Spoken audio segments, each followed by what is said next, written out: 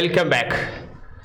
+2 sociology വിദ്യാർത്ഥികൾക്ക് വേണ്ടി തയ്യാറാക്കിയിട്ടുള്ള +1 improvement പരീക്ഷയ്ക്ക് വേണ്ടിയുള്ള ക്ലാസിന്റെ 9ാമത്തെ ഭാഗമാണ് ഇന്ന് നമ്മളിവിടെ ഡിസ്കസ് ചെയ്യുന്നത്.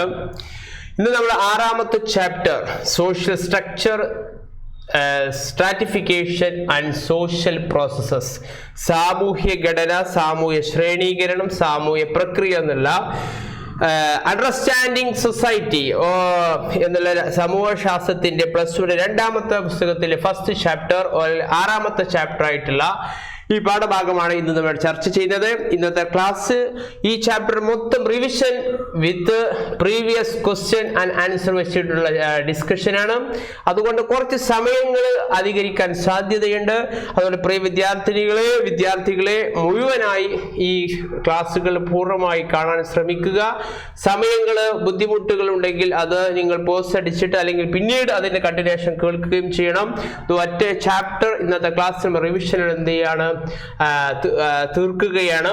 അതുകൊണ്ട് ഒരു കാര്യം ഓർമ്മപ്പെടുത്താൻ, ഇത് +2 പഠിച്ചിട്ടുള്ള +1 ഇംപ്രൂവ്മെന്റ് ചെയ്യുന്ന കുട്ടികൾക്കാണ്.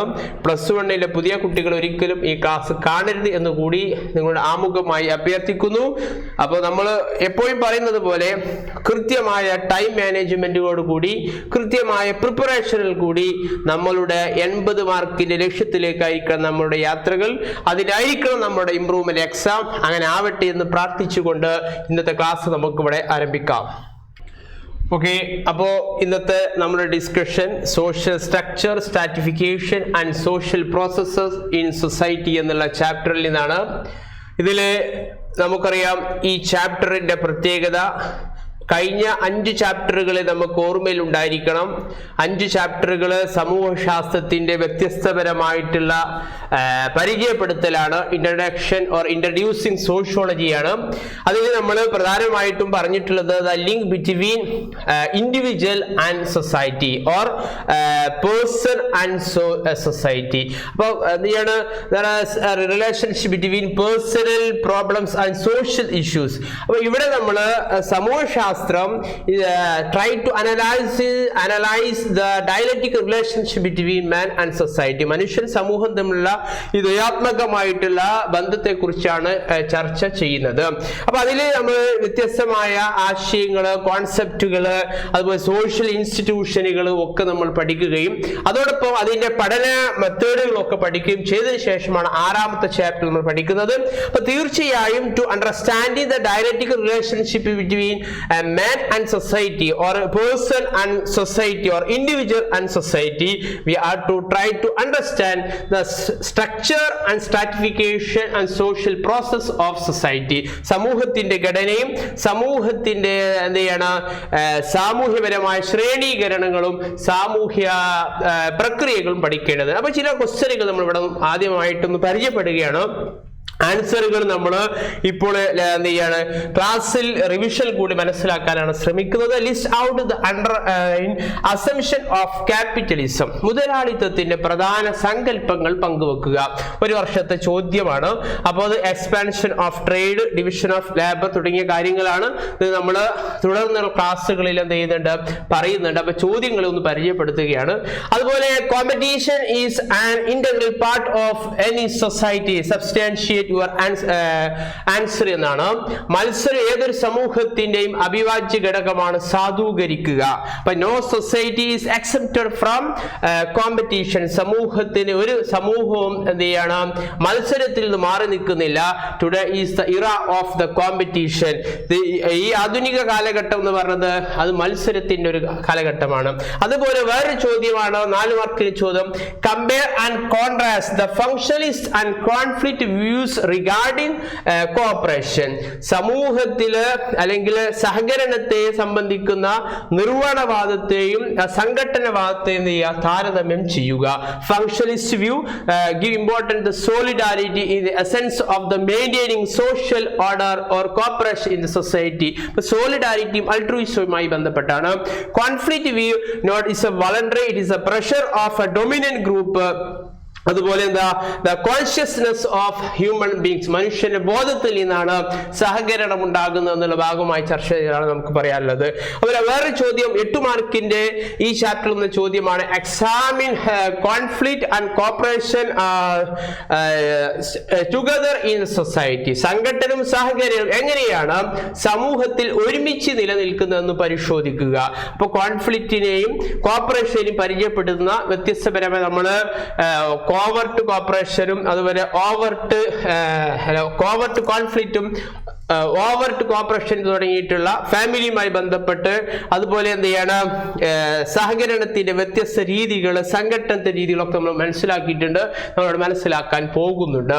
അതുപോലെ define social structure, compare the views of Durkheim and Karl Marx as a social എന്ത് ചെയ്യണം സ്ട്രക്ചറുമായി ബന്ധപ്പെട്ട് സാമൂഹിക ഘടനയെ നിർവചിക്കുകയും സോഷ്യൽ സ്ട്രക്ചറുമായി ബന്ധപ്പെട്ട് എമിൽ ഡെർക്കേവിന്റെയും അതുപോലെ കാർൽ മാർക്സ് വ്യൂസുമായി ബന്ധപ്പെട്ട് സാമൂഹ്യ ഘടനയുമായി ബന്ധപ്പെട്ട് ഉള്ള വ്യൂസുകളാണ്.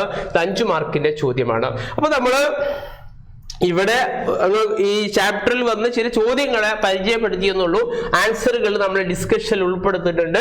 അപ്പോൾ one of the central concern of sociological perspective has been to understand the dialectical relationship between the individual and society.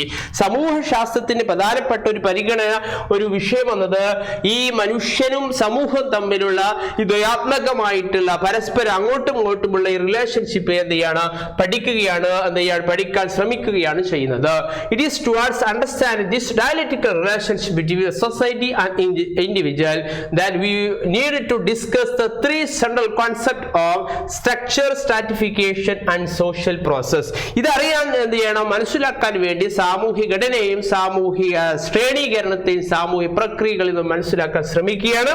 അതുകൊണ്ട് the term social structure point to the fact that society is structured, അത് ഘടനാപരമായി ക്രമപ്പെടുത്തിയാണ്, അത് organised, arranged in A particular way. Society എന്നത് എന്താണ് Inter related parts ആണ്. ആ പാർട്സിന് എന്ത് ചെയ്ത് അറേഞ്ച് ചെയ്യപ്പെട്ടതാണ് സമൂഹശാസ്ത്രത്തിലെ സോഷ്യൽ സ്ട്രക്ചർ കൊണ്ട് എന്ത് ചെയ്യാണ് ഉദ്ദേശിക്കുന്നത്. അപ്പൊ ആ സ്ട്രക്ചറിന് എന്ത് ചെയ്യാണ് നമ്മൾ മനസ്സിലാക്കിയാണ് ഇവിടെ ശ്രമിക്കുന്നത്.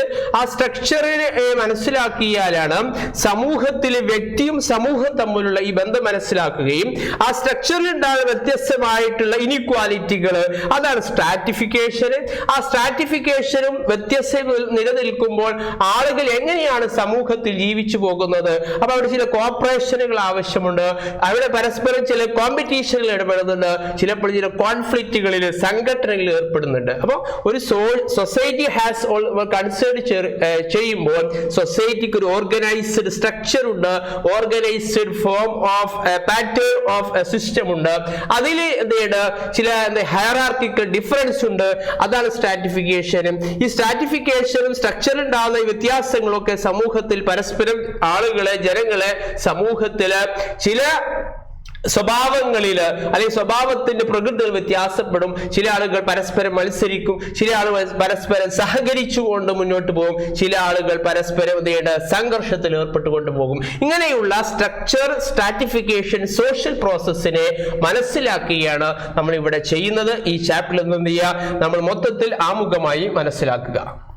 ഓക്കെ, പരീക്ഷയ്ക്ക് നിങ്ങൾ കൃത്യമായി ഡെഫിനിഷൻ ചോദിക്കുമ്പോൾ, മീനിങ് ചോദിക്കുമ്പോൾ എഴുതേണ്ടത് ഒന്നാമത്തെ ഉത്തരം എന്നത് സ്ട്രക്ചർ എന്ന് എഴുതുമ്പോൾ the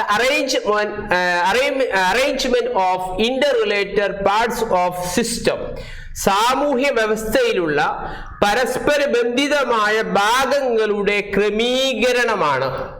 There are different parts in the social system.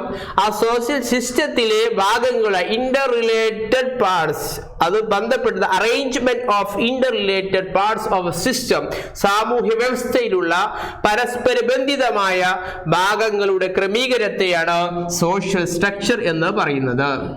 ഇത് ഒരു രാജ്യത്തിന്റെ സാമൂഹ്യ അവസ്ഥയിലുള്ള സംവിധാനത്തിലുള്ള വ്യത്യസ്ത ഭാഗങ്ങളാണ്. അവിടെ എന്ത് ചെയ്യാണ്, വലിയ ഈജിപ്ഷ്യൻ പിരമിഡിൽ നമുക്ക് മനസ്സിലാക്കിയതാണ് ചരിത്രത്തിലൊക്കെ ഫറോവ ചക്രവർത്തിക്ക് താഴെ ഒരുപാട് ഘടകങ്ങൾ, അങ്ങനെ ഒരു ഇന്റർ റിലേറ്റഡ് പാർട്സുകൾ ഒരു അറേഞ്ച്മെന്റ് ആണ് നമ്മുടെ സ്ട്രക്ചർ എന്നുകൊണ്ട് ഉദ്ദേശിച്ചത്. അതുകൊണ്ട് sociology consider analyse the structure of societies. Structure എന്ന് പറഞ്ഞാൽ the arrangement of inter related parts of system. അപ്പോൾ what is social structure? It's way society is organised. Society എങ്ങനെയാണ് ക്രമപ്പെടുത്തിയത്, അതുപോലെ എന്ത് ചെയ്യണം ക്രോഡീകരിച്ചത്, അല്ലെങ്കിൽ എന്ത് ചെയ്യണം ഘടനാപരമായി രൂപം കൊണ്ടത് എന്നതാണ് സ്ട്രക്ചറിന്റെ പ്രധാനം. This refers to some patterns in the behavior of people and their relationship with one another in society. ഒരു വ്യക്തിയും ഒരു സമൂഹത്തിൽ പരസ്പരമുള്ള ആക്ഷൻ ആൻഡ് റിലേഷൻഷിപ്പ് ആണ്, പ്രവർത്തനം. It is consist human action and relation. Structure ഏറ്റവും പ്രധാനപ്പെട്ട ഘടകം അത് മനുഷ്യന്റെ പ്രവൃത്തിയും മനുഷ്യന്റെ പരസ്പരമുള്ള ബന്ധവുമാണ് സ്ട്രക്ചറിൽ നിലനിൽക്കുന്നത്. Example, the structure of school and family. ഒരു സ്കൂൾ എന്നത് അതിൽ വ്യത്യസ്തമായ ഒരു ഘടനയുണ്ട് അല്ലെ. നമ്മൾ പ്ലസ് വണ്ണിൽ നിന്ന് അല്ലെങ്കിൽ ഡിഗ്രിക്ക് പോകുമ്പോൾ അതിന് അഡ്മിഷൻ ഉണ്ടാവും, പിന്നെ അതിന് കുറെ റൂൾ ഓഫ് കോണ്ടാക്റ്റുകൾ ബിഹേവിയറുകൾ ഉണ്ടാവും, ഡെയിലി അസംബ്ലികൾ ഉണ്ടാവും, അറ്റൻഡൻസുകൾ, പരീക്ഷകൾ എന്നൊരു സ്ട്രക്ചർ. ആ സ്ട്രക്ചറിൽ നമ്മൾ ജോയിൻ ചെയ്യുന്നത്.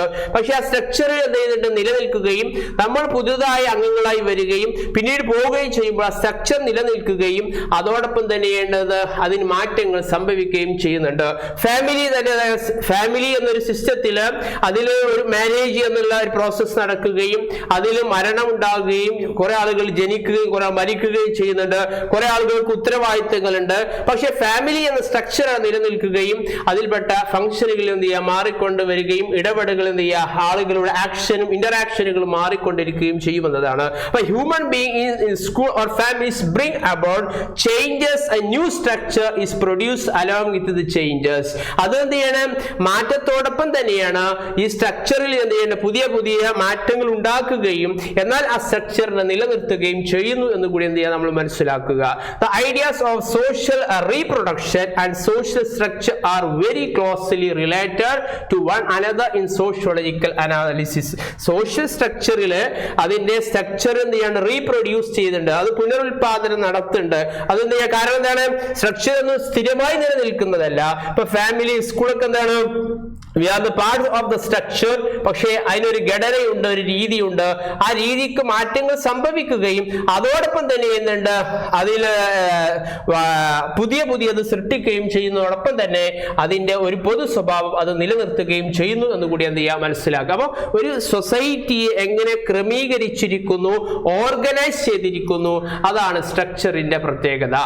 അതുപോലെ ഇനി നമ്മൾ എന്ത് ചെയ്യണം, രണ്ട് വ്യൂസുകളാണ് സമൂഹശാസ്ത്രത്തില് ഈ സാമൂഹിക പ്രക്രിയകളെയും സാമൂഹ്യപരമായ ഘടനയൊക്കെ മനസ്സിലാക്കുന്നുള്ള ചില വീക്ഷണങ്ങൾ. കാരണം നമ്മൾ സമൂഹശാസ്ത്രത്തിന്റെ പ്രത്യേകം മനസ്സിലാക്കി it is different from sociological knowledge, is different from the common sense knowledge. കാരണം അതിന് സാമാന്യ ബോധത്തിൽ നിന്നും സമൂഹശാസ്ത്രം വ്യത്യസ്തമാകുന്നത് അതിന്റെ സയന്റിഫിക്കൽ എവിഡൻസിലുള്ള ശാസ്ത്ര തെളിവുകൾ അനുസരിച്ചുള്ള പഠനമാണ്.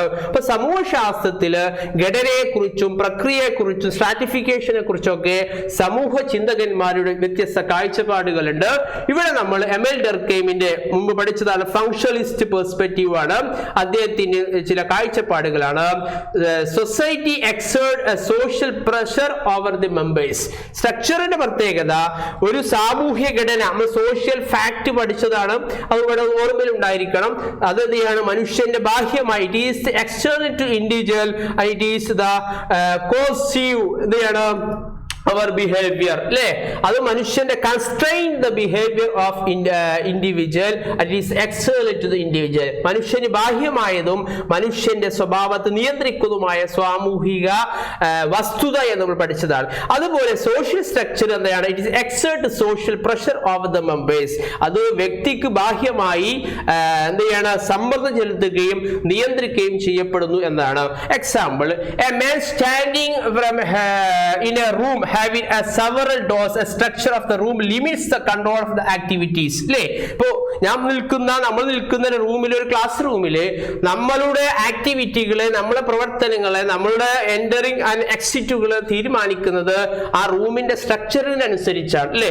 വരുന്ന ഡോറ്, പോകുന്ന എക്സിറ്റ് ഡോറുകള്, അല്ലെങ്കിൽ അതിന്റെ ക്ലാസിന്റെ ഷേപ്പുകളൊക്കെ തീരുമാനിക്കുന്നത്, നമ്മുടെ ആക്ടിവിറ്റികൾ തീരുമാനിക്കുന്നത് സ്ട്രക്ചർ ഓഫ് ദാറ്റ് റൂമാണ്, ആ പർട്ടിക്കുലർ റൂമാണ്.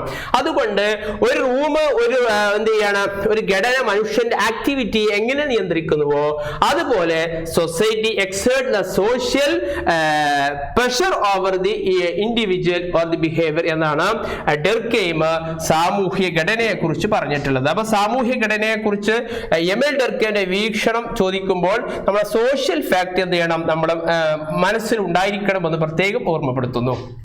അപ്പൊ ഇതുമായി ബന്ധപ്പെട്ട ചോദ്യങ്ങൾ വന്നാൽ ശ്രദ്ധിക്കേണ്ട ഒന്നാമത്തെ point, ഡെർക്കെയിം views about the social structure.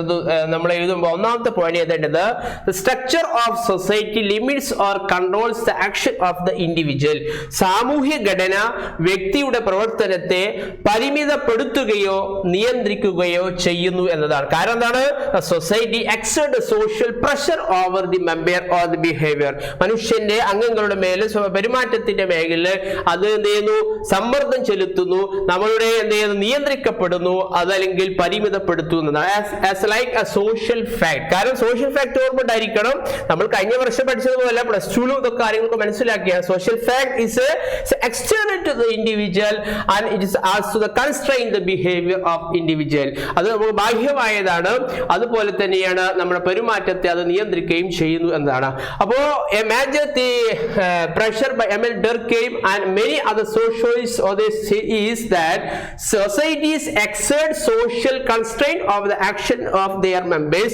അത് ബാഹ്യമായി മനുഷ്യനെ ബാഹ്യമായി അത് സമ്മർദ്ദം ചെലുത്തുകയും നിയന്ത്രിക്കുകയും ലിമിറ്റ് ചെയ്യുകയും അത് പരിമിതപ്പെടുത്തുകയും ചെയ്യുന്നു.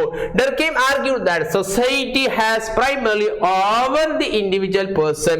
അത് വ്യക്തിക്ക് പുറത്തുള്ള കാര്യമാണ്. അതായത് external to individual നമ്മൾ സോഷ്യൽ ഫാക്ടർ മനസ്സിലാക്കിയത്. Society far more than the sum of individual acts. It has a firmness or solidity compared to structure in the material environment.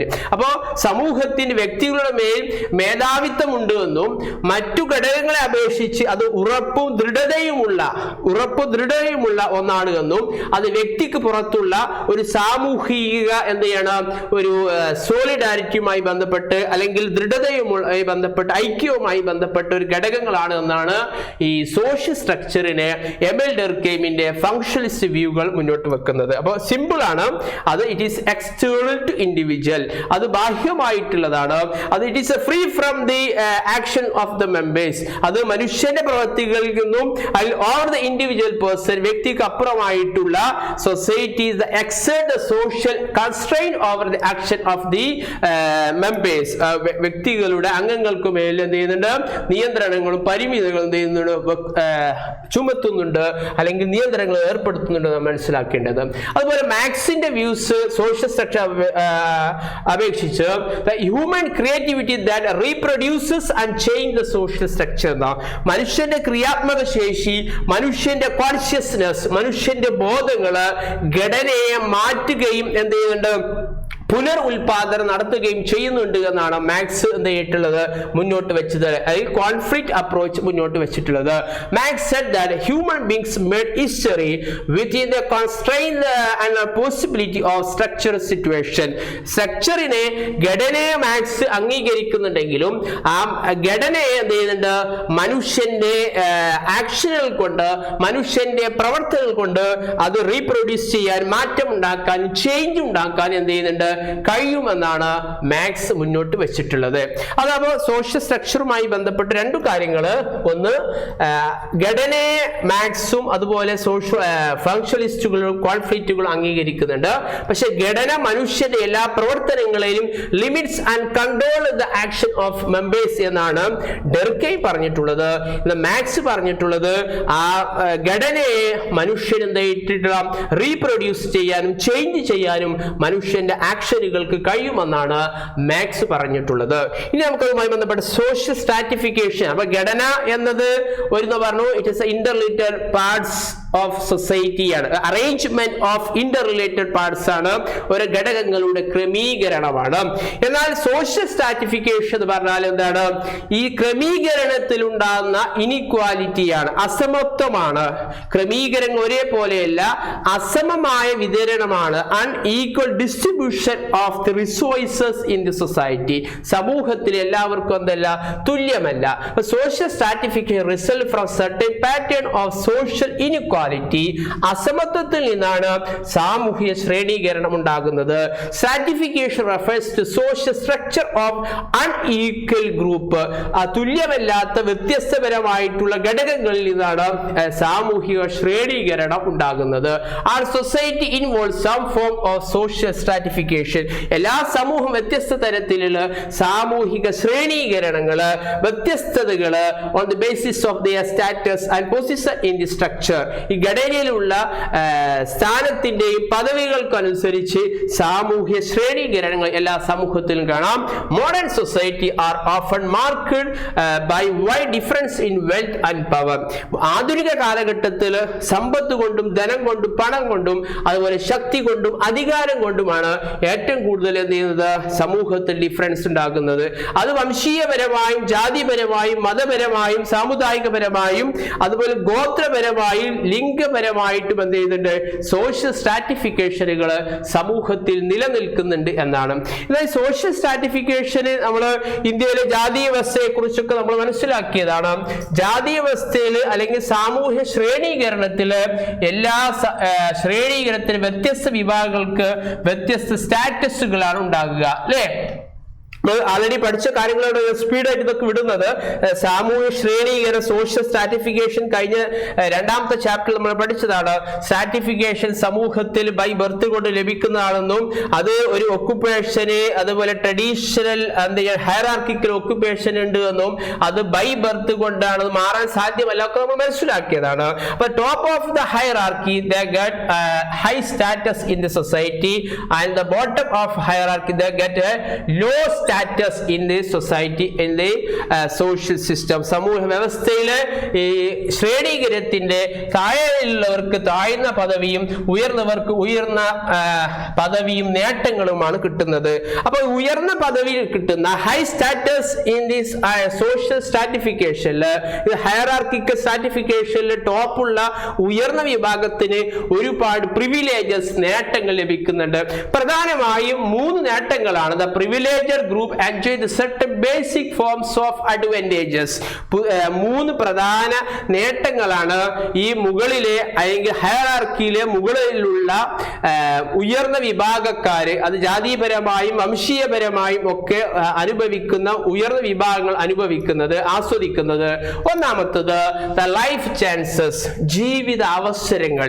ഈ ഹയറാർക്കിയിലെ സ്ട്രാറ്റിഫിക്കേഷനില് ഉയർന്ന വിഭാഗത്തിന് ഒരുപാട് ജീവിത അവസരങ്ങൾ ലഭിക്കുന്നുണ്ട്. അപ്പൊ ക്വാളിറ്റി, ജീവിതത്തിന് ഗുണവുമായി ബന്ധപ്പെട്ട് നല്ല സമ്പത്തും നല്ല ധനവും അതുപോലെ ആരോഗ്യവും തൊഴിലും സോഷ്യൽ സെക്യൂരിറ്റിയും ഒക്കെ സമൂഹത്തിൽ നിന്ന് അവർക്ക് എന്തുണ്ട്, on the basis of the their social status in the stratification, സാമൂഹ്യ പദവിക്കനുസരിച്ച് അല്ലെങ്കിൽ ടോപ്പ് ഓഫ് പ്രിവിലേജ് ഗ്രൂപ്പിന് സമൂഹത്തിൽ ഒരു ലൈഫ് ചാൻസ്, ജീവിത അവസരങ്ങൾ ഒരുപാട് ലഭിക്കുന്നുണ്ട്. അതുപോലെ സോഷ്യൽ സ്റ്റാറ്റസ്, സാമൂഹിക പദവികൾ ഈ പ്രിവിലേജ് ഗ്രൂപ്പ് അനുഭവിക്കുന്നുണ്ട്. High status in the social stratification in society, സമൂഹത്തിലെ സാമൂഹ്യ പദവി, ഉയർന്ന പദവി അവർ അനുഭവിക്കുന്നുണ്ട്. മൂന്നാമത്തത് they are enjoying the political influences, രാഷ്ട്രീയ സ്വാധീനങ്ങൾ. അവരുടെ ജാതിപരമായും വംശീയപരമായും അവർക്ക് സമൂഹത്തിൽ ഈ ശ്രേണീകരണത്തിലുള്ള ഉയർന്ന പദവികള്, ഉയർന്ന ജീവിത അവസരങ്ങള് അവർ രാഷ്ട്രീയ സ്വാധീനങ്ങൾക്ക് കൂടി എന്ത് ചെയ്യുന്നുണ്ട്, ഉപയോഗിക്കുന്നുണ്ട്. Privilege group has the ability to dominate others, രാഷ്ട്രീയപരമായ സ്വാധീനങ്ങൾ ഉപയോഗിച്ചുകൊണ്ട് മറ്റുള്ളവരെ എന്ത് ചെയ്യുന്നത്, മുകളിൽ ആധിപത്യം സൃഷ്ടിക്കുകയും അല്ലെങ്കിൽ ഓപ്പറേഷൻ അവരെ ചൂഷണം ചെയ്യുന്ന അവസ്ഥയിലൊക്കെ നീങ്ങാൻ 3 അവസരങ്ങള്, 3 നേട്ടങ്ങള് ഈ പ്രിവിലേജർ group they are enjoying such a basic form of advantages in the social stratification. ഇത് ഒരുപാട് പരീക്ഷകൾക്ക് ചോദിച്ചൊരു ചോദ്യമാണ്. എന്താണ് ഈ പ്രിവിലേജഡ് ഗ്രൂപ്പ് അല്ലെങ്കിൽ ഈ സാമൂഹ്യ പദവി അനുഭവിക്കുന്ന ഉയർന്ന വിഭാഗങ്ങൾ ആസ്വദിക്കുന്ന 3 നേട്ടങ്ങൾ എന്തെല്ലാം എന്നാണ്. അപ്പൊ ഈ 3 കാര്യങ്ങൾ എഴുതി വെക്കുക. Life chances, social status and political influences. അപ്പോ ഉദാഹരണത്തിന് നമ്മുടെ ജാതീയ വ്യവസ്ഥയിൽ നമ്മൾ മനസ്സിലാക്കിയാണ് ജാതിക്ക് ഒരു ഹൈറാർക്കിക്കൽ സ്ട്രക്ചർ ഉണ്ട് എന്നും ബ്രാഹ്മിൺ, ക്ഷത്രിയ, വൈശ്യാസ് അവർ ട്വൈസ് ബോൺ ദ്വിജന്മന്മാരാണെന്നും അവരാണ് പ്രിവിലേജഡ് ഗ്രൂപ്പ് ജാതീയ വ്യവസ്ഥ ഉണ്ടാകുന്നത്. എന്നാൽ 4ാമത്തെ വിഭാഗം ശൂദ്രാസും അതിന്റെ അപ്പുറമുള്ള ഏറ്റവും പിന്നോക്കം നിൽക്കുന്ന ദളിത് എന്നറിയപ്പെടുന്ന അല്ലെങ്കിൽ പഞ്ചമാസ് 5ാമത്തെ വിഭാഗം ഔട്ട്കാസ്റ്റ് അവരൊക്കെ എന്ത് ചെയ്യാണ്? ലോ പ്രിവിലേജഡ് ഗ്രൂപ്പാണ് അല്ലെങ്കിൽ ലോ സ്റ്റാറ്റസ് സമൂഹത്തിൽ ഉണ്ടാകുന്നു. അപ്പൊ മറ്റുള്ളവർക്ക് സാമൂഹ്യപരമായും രാഷ്ട്രീയപരമായും ജീവിതത്തിൽ ഒരുപാട് അവസരങ്ങൾ എന്ത് ചെയ്യുന്നുണ്ട്? കിട്ടുന്നുണ്ട് എന്ന് കൂടി എന്ത് ചെയ്യാൻ നമ്മൾ മനസ്സിലാക്കുക. അപ്പൊ ഈ സോഷ്യൽ സ്ട്രക്ചറിനെയും ഘടനയെയും അതിലുണ്ടാകുന്ന ഈ സ്ട്രാറ്റിഫിക്കേഷനെയും നമ്മൾ മനസ്സിലാക്കിയാൽ അടുത്ത് മനസ്സിലാക്കുന്നത് ഈ ചാപ്റ്റർ സോഷ്യൽ പ്രോസസ്സസ് ആണ്, സാമൂഹ്യ പ്രക്രിയകളാണ്. 3 സാമൂഹ്യ പ്രക്രിയകളാണ്. അത് നമ്മുടെ സ്വഭാവത്തിന്റെ പെരുമാറ്റത്തിനനുസരിച്ചുണ്ടാകുന്ന വ്യത്യാസങ്ങളാണ്. ഒന്ന് കോമ്പറ്റീഷൻ, അത് മത്സരമാണ്.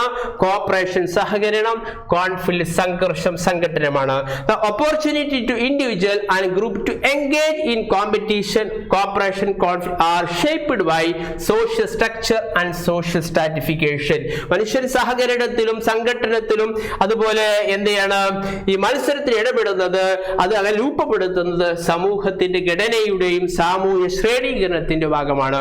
At the same time, human do act to modify the structure and system of stratification that exists. മനുഷ്യന് അതിന്റെ പ്രവർത്തനങ്ങൾ വഴി നിലവിലുള്ള ഘടനയെയും നിലവിലുള്ള സാമൂഹ്യ ശ്രേണീകരണത്തെയും അത് മാറ്റാൻ ശ്രമിക്കുന്നുണ്ട് എന്ന് കൂടി എന്ത് ചെയ്യുക? നമ്മൾ മനസ്സിലാക്കുക. അപ്പൊ social try to explain cooperation, competition, conflict on the basis of social structure of society എന്നതാണ്.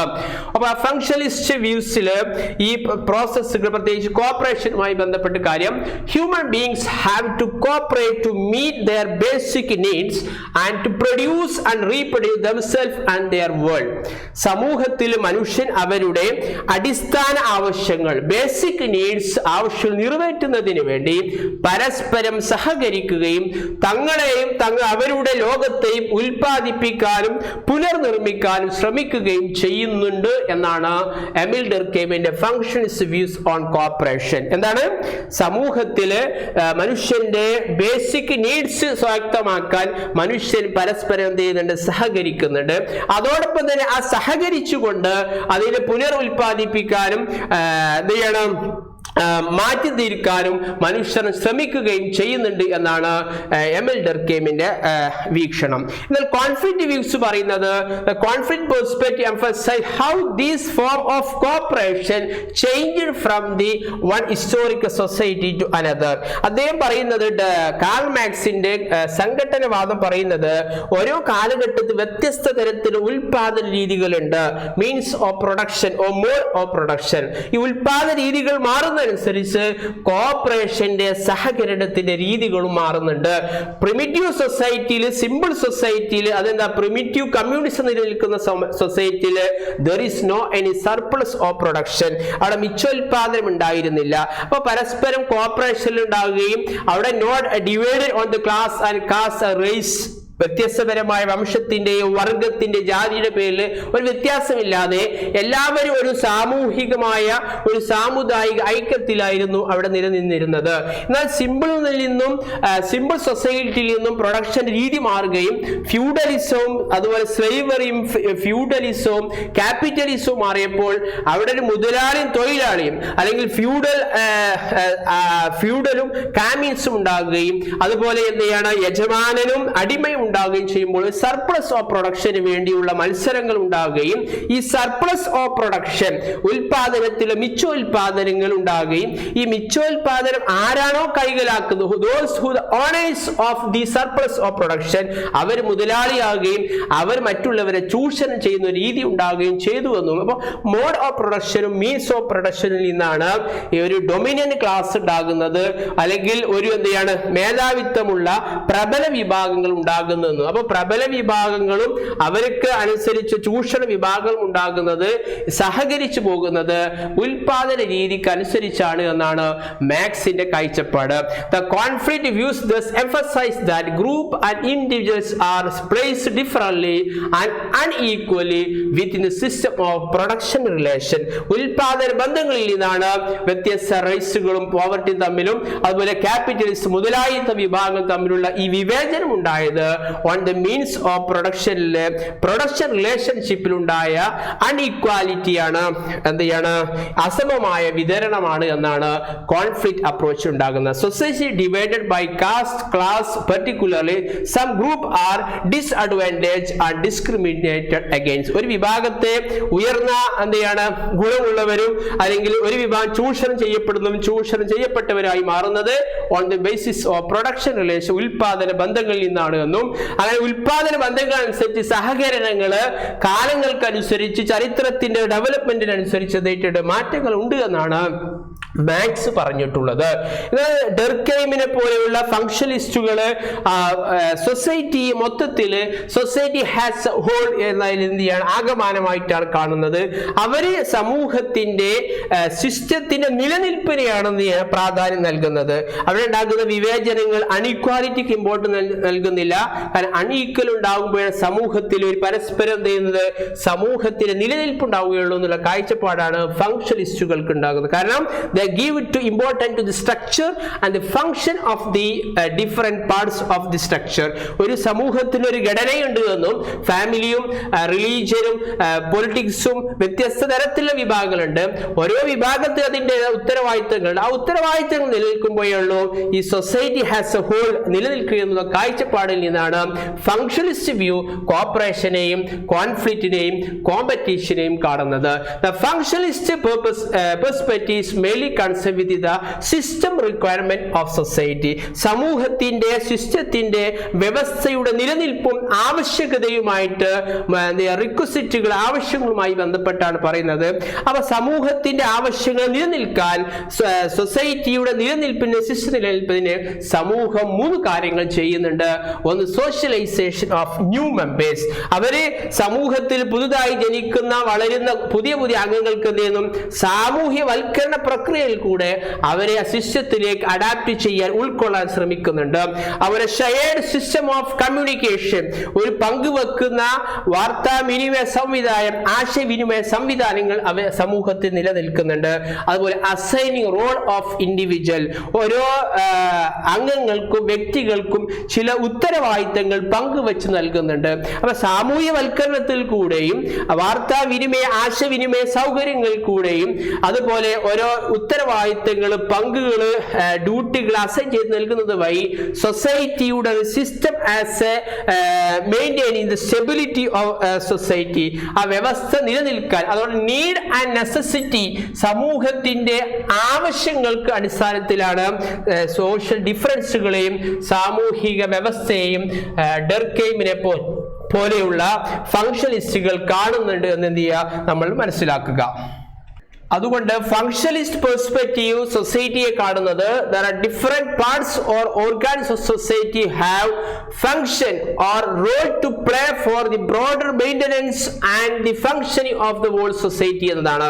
അത് സൊസൈറ്റിക്ക് there are different parts, each part is on duty to maintaining the whole part അല്ലെങ്കിൽ whole body.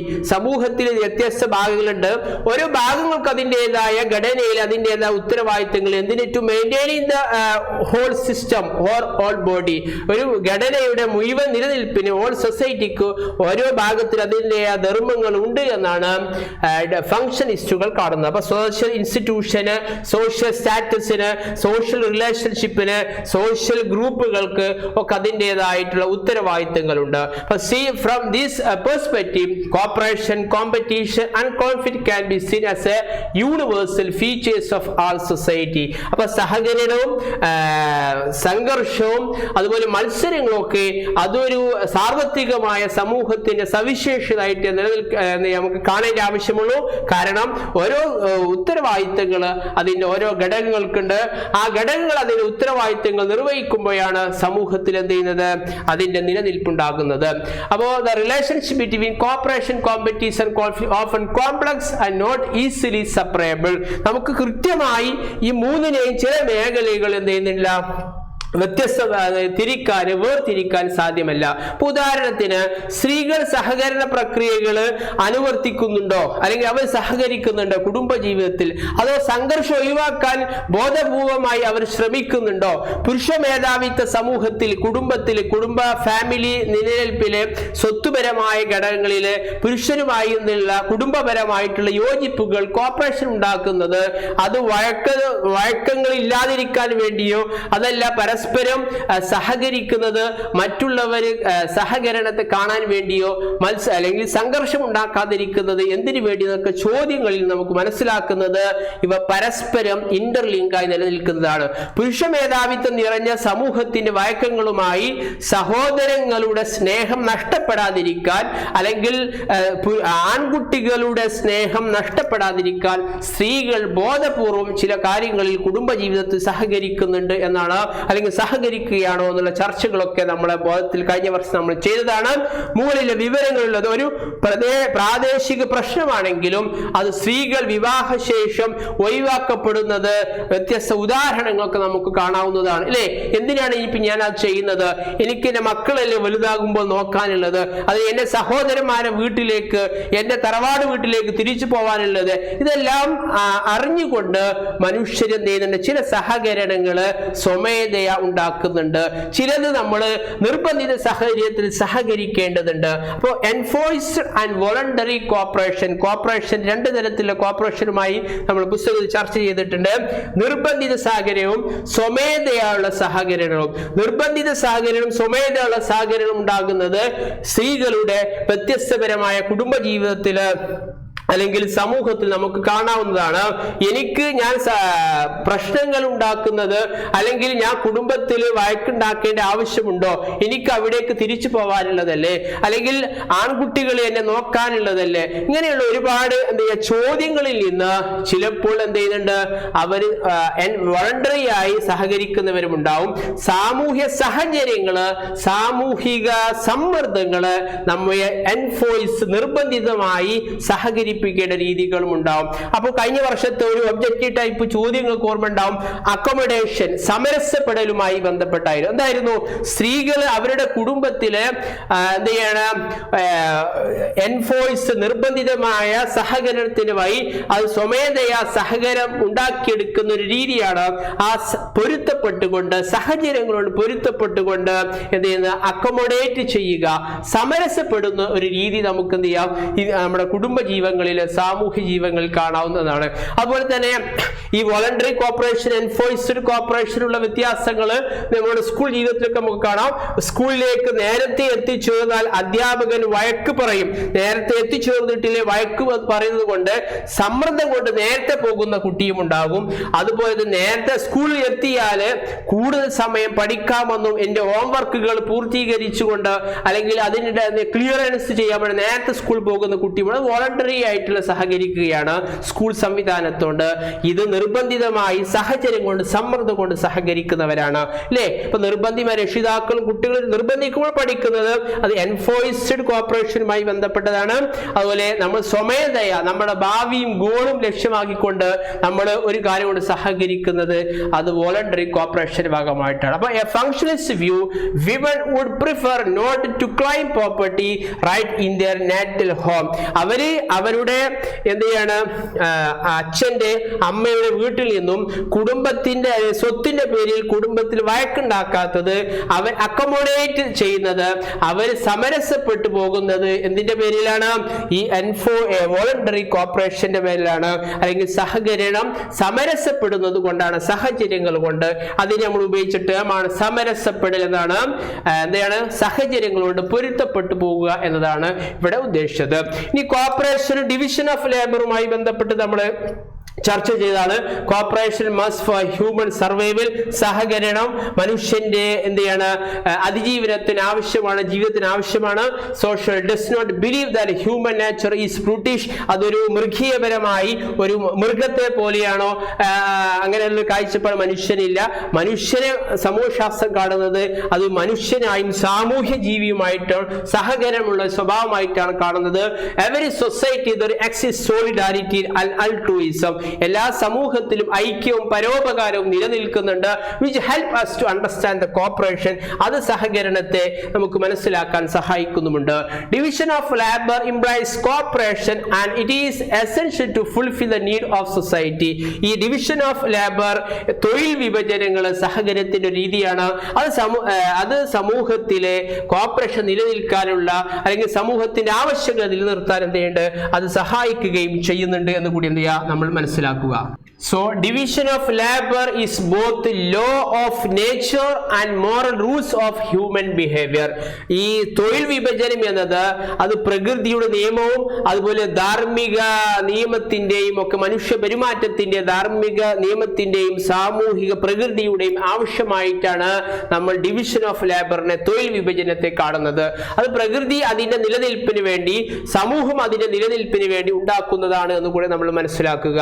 അതുപോലെ എമിൽ ഡർക്കെയിമിന്റെ functionalist views പ്രകാരം രണ്ട് തരത്തിലുള്ള സോളിഡാരിറ്റിയെ കുറിച്ച് നമ്മൾ പഠിച്ചതാണ്.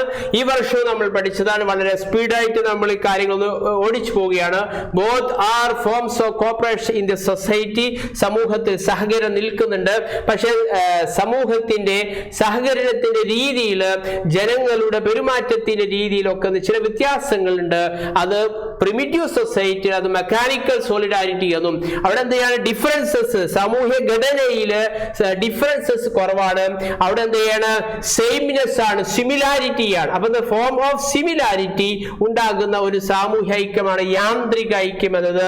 ഇവിടെ no specialisation of division of labour, അവിടെ സാമൂഹ്യപരമായ സ്പെഷ്യലീകരണം, സവിശേഷവൽക്കരണം, അതുപോലെ ഡിവിഷൻ ഓഫ് ലേബർ ഇല്ലാത്തൊരു സമൂഹമാണ്. They are united through their belief and sentiments, പരസ്പര ഐക്യമുള്ള വിശ്വാസങ്ങളുള്ള ചെറിയ ഒരു സമൂഹം. പ്രിമിറ്റീവ് സൊസൈറ്റി സവിശേഷതയാണ് മെക്കാനിക്കൽ സോളിഡാരിറ്റി, നമ്മൾ മുമ്പ് പഠിച്ചതാണ്. Organic solidarity is based on division of labour, form of differences ആണ്. ഇവിടെ ഹെട്രോജിനിറ്റി ഉണ്ടാകുന്ന, വൈവിധ്യങ്ങളിൽ നിന്നുണ്ടാകുന്ന ഒന്നാണ് യാന്ത്രിക ഐക്യത്തിൽ നിന്നും ജൈവിക ഐക്യത്തിലേക്ക് മനുഷ്യണ്ടാകുന്നത്. അവിടെ വലിയ സ്പെഷ്യലൈസേഷൻ ഉണ്ട്, ലാർജ് പോപ്പുലേഷൻ ആണ്, വലിയ ജനസംഖ്യയുണ്ട്, പരസ്പര ഡിഫറൻസസുകൾ ഉണ്ട് എന്നൊക്കെ നമ്മൾ മനസ്സിലാക്കുക. അപ്പോൾ ഒരു ഡിപ്പെൻഡൻസിന്റെ, ഇന്റർ ഡിപ്പെൻഡൻസിന്റെ ബേസിൽ ആശ്രയത്വത്തിന്റെയും പരസ്പര ആശ്രയത്വത്തിന്റെ ഭാഗമായിട്ടാണ് ഓർഗാനിക് സോളിഡാരിറ്റി നിലനിൽക്കുന്നത്. ഇത് is A feature of modern society or industrial society. ആധുനിക വ്യാവസായിക സമൂഹത്തിന്റെ സവിശേഷതയായിട്ടാണ് ജൈവിക ഐക്യത്തെ അദ്ദേഹം വേർതിരിച്ചിട്ടുള്ളത്. അത് നമ്മൾ ഒരുപാട് പഠിച്ചതുകൊണ്ട് സ്പീഡായിട്ട് പോവുകയാണ്. അതുപോലെ മാക്സ് പറയുന്നത് ഈ കോപ്പറേഷൻ ഉണ്ടാകുന്നത് കേവലം മനുഷ്യൻ മൃഗത്തെ പോലെ അല്ലെങ്കിൽ വ്യത്യസ്തമാകുന്നത് അത് കോൺഷ്യസ്നെസ് നിന്നാണ്, മനുഷ്യന്റെ ബോധത്തിൽ നിന്നാണ്. Conscious was more important than solidarity. സാമൂഹ്യ ഐക്യത്തിനപ്പുറം മനുഷ്യന്റെ ബോധത്തിൽ നിന്നാണ് മനുഷ്യൻ നിലവിലുള്ള സമൂഹത്തോട് സഹകരിക്കുന്നതും അതിനെ റീപ്രൊഡ്യൂസ് ചെയ്തതും അതിനെ മാറ്റുന്നതും. Man distinguished themselves from animal by consciousness. മനുഷ്യൻ മൃഗങ്ങളിൽ നിന്ന് വ്യത്യാസമാകുന്നത് അവരുടെ ബോധത്തിൽ നിന്നാണ്. Cooperation in human life is different from cooperation in animal life. അത് മൃഗ സാമൂഹ്യ സഹകരണത്തിൽ നിന്ന് അല്ലെങ്കിൽ സഹകരണത്തിൽ നിന്ന് ഒരു ഉറുമ്പ് അല്ലെങ്കിൽ തേനീച്ച മറ്റു മൃഗങ്ങൾ സഹകരിക്കുന്നത് പോലെയല്ല മനുഷ്യൻ സഹകരിക്കുന്നത്. മനുഷ്യന്റെ സഹകരണം അവൻ നിലവിലുള്ള സാമൂഹ്യ അവസ്ഥയെ കുറിച്ചുള്ള ബോധത്തിൽ നിന്നുമാണെന്നാണ് മാക്സ് പറഞ്ഞിട്ടുള്ളത്. ഹ്യൂമൻ അഡ്ജസ്റ്റ് ടു അക്കോമഡേറ്റ്, അവര് സമൂഹത്തോട് അഡ്ജസ്റ്റ് ചെയ്യുകയും സമരസപ്പെടുകയും ചെയ്യുന്നു. To cooperate and process of accommodation they change the society. ഈ സമരസപ്പെടൽ കൂടി, ഈ അഡ്ജസ്റ്റ്മെന്റിൽ കൂടി, ഈ അക്കോമഡേഷൻ കൂടി നിലവിലുള്ള സിസ്റ്റത്തെ റീപ്രൊഡ്യൂസ് ചെയ്യാനും ചേഞ്ച് ചെയ്യാനും മനുഷ്യൻ ശ്രമിക്കുന്നുണ്ട്. Different technical inventions change the human life and nature. പ്രൊഡക്ഷനിലും അതുപോലെ ഉൽപാദന രീതിയിലും ഒക്കെ മനുഷ്യൻ പ്രകൃതിയെയും ചുറ്റുപാടുകളെയും മനുഷ്യ ജീവിതത്തെയും ഒരുപാട് ടെക്നോളജികൾ ഉപയോഗിച്ചുകൊണ്ട് മാറ്റുകയും റീപ്രൊഡ്യൂസ് ചെയ്യുകയും ചെയ്യുന്നുണ്ട്. അതുകൊണ്ട് social world changed by human, സാമൂഹിക ലോകം എന്നത് മനുഷ്യന്റെ ബോധത്തിൽ നിന്നും പ്രവർത്തനത്തിൽ നിന്നും മനുഷ്യൻ മാറ്റപ്പെടുന്നുണ്ട് എന്നാണ് മനസ്സിലാക്കുന്നത്. അതാണ് ഒരു ഉദാഹരണത്തെ എമർജൻസ് ഓഫ് ഇംഗ്ലീഷ്, ഹിന്ദിയും ഇംഗ്ലീഷും കൂടിയിട്ടുണ്ടാകുന്ന ഒരു പുതിയ ഒരു ലാംഗ്വേജിനെ മനുഷ്യണ്ടാക്കുന്നത്, മനുഷ്യന്റെ ഭാഷകളെ സൃഷ്ടിക്കുന്നത്, മനുഷ്യന്റെ ടെക്നോളജിയെ സൃഷ്ടിക്കുന്നത് ഒക്കെ മനുഷ്യന്റെ ഈ കണ്ടെത്തലുകളിൽ നിന്നും ബോധത്തിൽ നിന്നും മനുഷ്യന്റെ ആക്ഷനിൽ നിന്നുമാണ് എന്നാണ്. Durkheim and Marx emphasized cooperation but some different opinion. ചുരുക്കി പറഞ്ഞാൽ രണ്ടാളും സഹകരണത്തെയും സ്ട്രക്ചറിനെയും പ്രാധാന്യം നൽകുന്നുണ്ട്. പക്ഷെ for Marx cooperation is not voluntary, അത് സ്വമേധയാ ഉണ്ടാകുന്ന ഒന്നല്ല. In a society where class existed, അത് സ്വമേധയാ ഉണ്ടാകുന്നതല്ല, മനുഷ്യന്റെ കോൺഷ്യസ്നസ് നിന്ന് ബോധത്തിൽ നിന്നാണ് ആക്ഷനും റീപ്രൊഡക്ഷനും ചേഞ്ചസും പുനരുൽപാദന മാറ്റം ഉണ്ടാകുന്നത് എന്നാണ് അദ്ദേഹം മുന്നോട്ട് വെക്കുന്നത്. അതുപോലെ അലീനേഷനെ കുറിച്ച് നമ്മൾ മനസ്സിലാക്കിയതാണ്. സമൂഹത്തിൽ പ്രൊഡക്ഷനും ഫാക്ടറിയിലും വില്ലേജിലും ഒക്കെ workers loose there control of two organise their own work and they loose control of the fruit of their labour. തൊഴിലാളി അവരുടെ ഉൽപാദനത്തിൽ നിന്നും അവരെന്ത് ചെയ്യുന്നുണ്ട്, വേറിട്ട് പോകുന്നുണ്ട്, മാറ്റപ്പെടുന്നുണ്ട്. അതിനെ നമ്മൾ അലീനേഷൻ എന്ന് നമ്മൾ മനസ്സിലാക്കിയിട്ടുള്ളത്. അടുത്തൊരു ഐഡിയ എന്താണ്, കോമ്പറ്റീഷനുമായി ബന്ധപ്പെട്ടാണ്. Competition as an idea and practices in the society. There is no society which does not have competition. Competition ഇല്ലാത്ത ഒരു സമൂഹവുമില്ല, അല്ലേ? ചോദ്യത്തിന് ഉത്തരം കൂടിയാണ്. There is no society which does not have competition. സഹകരണമില്ലാത്ത ഒരു സമൂഹം നിലനിൽക്കുന്നില്ല. Today the competition dominate in society. ആധുനിക കാലഘട്ടത്തിൽ മത്സരം എന്നത് വളരെ പ്രധാനപ്പെട്ട ഒന്നാണ്. Growth of individual and competition is noticed in all modern society.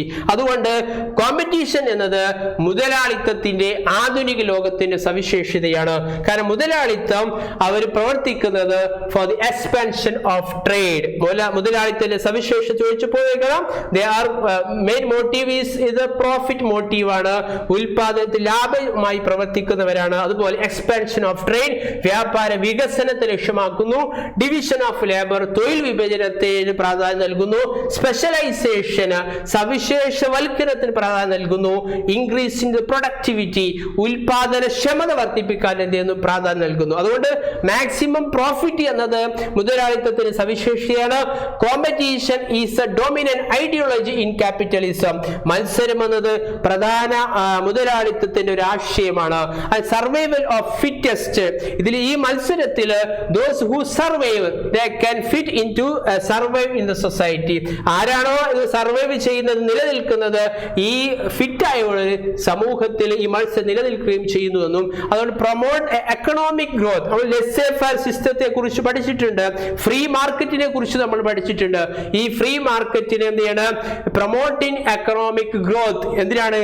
കോമ്പറ്റീഷനിൽ കൂടെ ഓരോ ഇൻഡിവിജ്വലിന്റെ സ്വതന്ത്രമായ വിപണിയിൽ അവർ ഇച്ഛകൾക്കനുസരിച്ച് പ്രവർത്തിക്കുമ്പോൾ ലാഭേച്ഛകൾക്ക് ആരാണോ ഫിറ്റായി സമൂഹത്തിൽ മത്സരത്തിൽ ജയിക്കുന്നവർ അവർ സമൂഹത്തിൽ സർവൈവ് ചെയ്യും എന്നാണ് ക്യാപിറ്റലിസത്തിന്റെ പ്രധാന ചിന്താഗതി കൂടി നമ്മൾ മനസ്സിലാക്കുക. കോൺഫ്ലിക്റ്റ് ആൻഡ് കോപ്പറേഷൻ, ഇത് രണ്ടും ഒരുമിച്ച് വരുന്ന സമയം നമുക്ക് കാണാവുന്നതാണ്. Conflict clashes between different interest. Conflict എന്നത് എന്താണ്? വ്യത്യസ്ത താല്പര്യങ്ങൾ തമ്മിലുള്ള സംഘടനത്തെയാണെന്ന് പറയുക, സംഘട്ടനം എന്ന് പറയുക. സംഘടന പല വിധത്തിൽ നമുക്ക് സമൂഹത്തിൽ കാണാം. നേരത്തെ പറഞ്ഞതുപോലെ എന്ത് ചെയ്യണം, scarcity of resources produce conflict in society. പ്രത്യേകിച്ചും റിസോഴ്സിൽ ഉണ്ടാകുന്ന ഈ ഡിഫറൻസുകൾ, നമ്മളെ വിഭവങ്ങളിൽ ഉണ്ടാകുന്ന അസമത്വങ്ങളാണ് സമൂഹത്തിൽ ധനത്തിന്റെ പേരിൽ, എഡ്യൂക്കേഷന്റെ പേരിൽ, അധികാരത്തിന്റെ പേരിലുള്ള അസമമായ വിതരണമാണ് രണ്ട് വിഭാഗങ്ങൾ തമ്മിൽ ക്ലാഷ് ഉണ്ടാക്കാനും സംഘർഷത്തിൽ ഏർപ്പെടാനും എന്ത് ചെയ്യുന്നത്, ഇടയാക്കുന്നത്. Scarcity scarcity of the resources produces conflict in society. സമൂഹത്തിലെ വിഭവങ്ങളുടെ അപര്യാപ്തതയാണ് സമൂഹത്തിലെ സംഘടനകൾ ഉണ്ടാകുന്നത്. കോൺഫ്ലിക്റ്റ് ചില സമയത്തിൽ അത് സമൂഹത്തിൽ അരാജകത്വം ഉണ്ടാക്കുന്നുണ്ട്, കൺഫ്യൂഷനുകൾ ഉണ്ടാക്കുന്നുണ്ട്, രക്തച്ചൊരിച്ചുകൾ ഉണ്ടാക്കുന്നുണ്ട്, സമൂഹത്തിൽ മാറ്റങ്ങൾ ചേഞ്ചസുകൾ ഉണ്ടാക്കുന്നതിന് കൂടി എന്ത് ചെയ്യാൻ നമ്മൾ മനസ്സിലാക്കുക.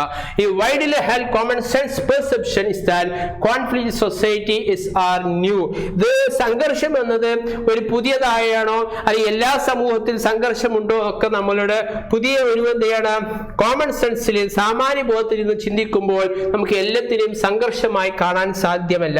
അല്ലെങ്കിൽ പുതിയ കാലത്തിൽ പ്രത്യേകതയായി മാത്രമേ സംഘർഷത്തെ കാണാൻ കഴിയുകയുള്ളൂ. പക്ഷേ മനുഷ്യന്റെ ജീവിതം സോഷ്യൽ ലൈഫ് ആരംഭിച്ചത് മുതൽ പല മേഖലയിലും നമുക്ക് സംഘർഷങ്ങള്, സ്വത്തിന്റെ പേരിൽ കർഷകന് അല്ലെങ്കിൽ കാർഷിക മേഖലയിലെ സമരങ്ങള്, ഗോത്ര സമൂഹങ്ങളില്, വ്യത്യസ്ത പ്രദേശങ്ങളിൽ ജാതിപരമായിട്ട് കുടുംബപരമായിട്ടൊക്കെ സംഘർഷങ്ങൾ കാണാം. പക്ഷെ സംഘർഷങ്ങൾ അത് ബാഹ്യമായി പുറത്തിലേക്ക് വരുമ്പോഴാണ് നമ്മൾ അത് സംഘർഷങ്ങളായി പരിഗണിക്കാറുള്ളൂ എന്ന് കൂടി എന്ത് ചെയ്യുക നമ്മൾ മനസ്സിലാക്കുക.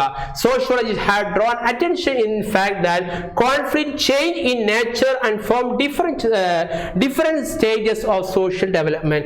സമൂഹത്തിൽ സംഘർഷങ്ങൾ സാമൂഹ്യ മാറ്റങ്ങളും പ്രകൃതിയിലും സമൂഹത്തിൽ ഒരുപാട് മാറ്റങ്ങൾ ഉണ്ടാക്കുന്നുണ്ട്. But conflict have always been part of any society. സമൂഹത്തിന്റെ ഒരു ഭാഗമായിട്ട് നമുക്ക് അതിനെ കാണാൻ കഴിയുകയുള്ളൂ. Social think past society as a conflict free society. സമൂഹത്തിലെ പ്രാചീന സമൂഹങ്ങള് അല്ലെങ്കിൽ ഭൂതകാല സമൂഹങ്ങള് അത് കോൺഫ്ലിക്റ്റ് മുക്തം സംഘർഷരഹിത സമൂഹമാണെന്നാണ് വിശ്വസിക്കുന്നത്. But conflict became visible only when it is open expressed. അത് ബാഹ്യമായി നമുക്ക് കാണാൻ സാധ്യമാകുന്നത് അത് സംഘർഷം പുറത്തേക്ക് വരുമ്പോഴാണ്. പുറമേ പ്രകടമാവുമ്പോൾ മാത്രമേ സംഘർഷം വ്യക്തമാകപ്പെടുന്നുള്ളൂ എന്നും ഭൂമിയിലെ വിഭവങ്ങളുടെ അസന്തുലിതമായ വിതരണത്തോടുള്ള സംഘർഷമാണ് കാർഷിക പ്രസ്ഥാനങ്ങളും അതുപോലെ ജാതി സാമൂഹ്യ പ്രസ്ഥാനങ്ങളൊക്കെ ഉണ്ടാകുന്നത്. എന്നാൽ ഒരു ബഹുജന പ്രക്ഷോഭം ഇല്ലാത്തത് കൊണ്ട് സമൂഹത്തിൽ സംഘർഷം ഇല്ലെന്ന് അർത്ഥമാക്കേണ്ടതില്ല എന്ന് കൂടി എന്ത് ചെയ്യുക നമ്മൾ മനസ്സിലാക്കുക. അതുപോലെ കോവർട്ട് കോൺഫ്ലിക്റ്റും ഓവർട്ട് കോപ്പറേഷനും നമ്മൾ എന്ത് ചെയ്യണം മനസ്സിലാക്കണം. സംഘർഷം പ്രകടിപ്പിക്കുന്നില്ലെങ്കിലും കുടുംബത്തിലെ സ്ത്രീകളും കാർഷിക വൃത്തിയിലെ കർഷകരും സംഘർഷങ്ങൾ നേരിടുന്നുണ്ട്. സംഘർഷം പരിഹരിക്കുന്നതിന് ഇവർ സഹകരണം ഉറപ്പാക്കുന്നു.